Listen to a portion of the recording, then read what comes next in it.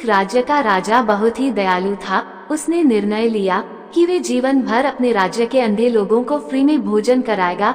इस कार्य के लिए उसने कुछ लोगों को राजकोष से धन देकर निरंतर सेवा करने का आदेश दिया।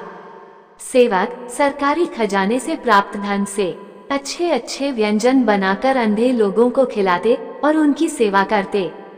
एक दिन दूध वाला आया। रसोई ने दूध को बड़े से भगोने में डाला और वो उसे ढकना भूल गया।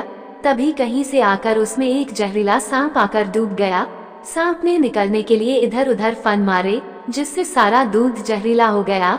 किसी प्रकार से सांप तो निकल गया, परंतु रसोइयों को यह भान नहीं हुआ कि दूध जहरीला हो चुका है। उसी दूध से खीर बना दी गई। उस दिन जितने भी अंधों ने भोजन किया उन सब की मृत्यु हो गई। यह बात सुनकर राजा को बड़ा अफसोस हुआ। उन्होंने कारण जानने का प्रयत्न किया, परंतु उन्हें इसके पीछे किसी की साजिश या किसी का दोष नजर नहीं आया। किंतु राजा का मन अब भी पश्चाताप की अग्नि में जल रहा था।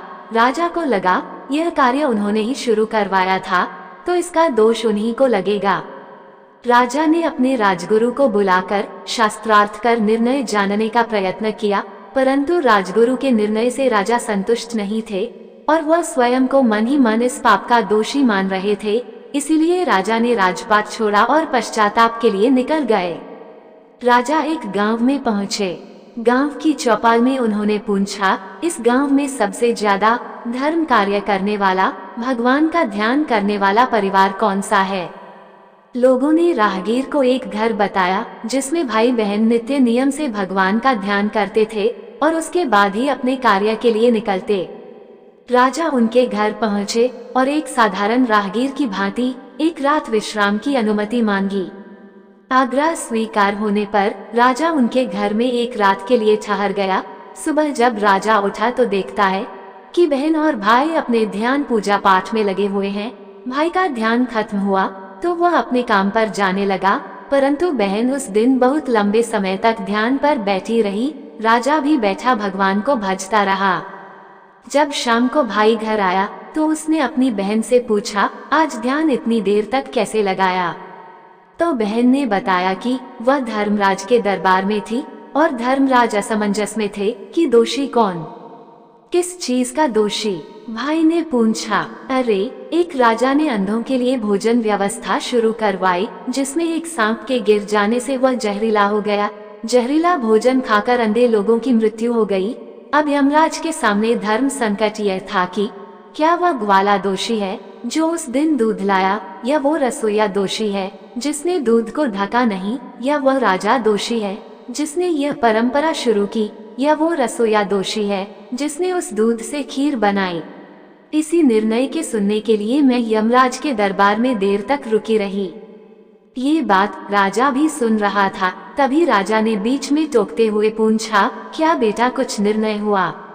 लड़की बोली, नहीं महोदय, अभी तो कोई निर्णय नहीं हुआ, पर यमराज जी ने निर्णय कल की सभा के लिए छोड़ दिया है। इतने में ही गांव की चौपाल में बैठे लोग राजा के बारे में बातें करने लगे। एक गांव वाला बोला, यह जो अजनबी हमारे गांव में आया है, यह तो एक रात ही ठहरने वाला था और अब तो दूसरी रात भी होने वाली है। यह पक्का और कई दिन उस लड़की के घर में ठहरेगा और एक दिन उसे भगा कर ले जाएगा। इस व्यक्ति की नियत हमें अच्छी नहीं लग रही। यही बातें चौपाल में चर्चा का विषय रही। अगले दिन लड़की फिर ध्यान पर बैठी और उस दिन जल्दी ही सुबह अपने ध्यान से उठकर काम पर जाने लगी। तभी अजनबी ने, जो कि राजा था, ने पूछा, बेटा आज दरबार में क्या हुआ, दोषी कौन है? लड़की ने जवाब दिया, सारा दोष गांव की चौपाल में बैठे हुए लोगों ने ही बांट लिया, क्योंकि उन्होंने पूरे दिन उस राजा की निंदा की, इसलिए यह सारा दोष उनके सिर पर थोड़ा थोड़ा बांट दिया गया। यह सुन राजा को बड़ा संतोष हुआ और वह लड़के लड़की से अनुमति लेकर वापस अपने राज्य आ गया और राज्य में फिर से सेवा का कार्य शुरू किया गया। फिर मिलेंगे दोस्तों अगली वीडियो के साथ। तब तक के लिए अपना ख्याल रखिए और हमेशा मुस्कुराते रहिए। धन्यवाद।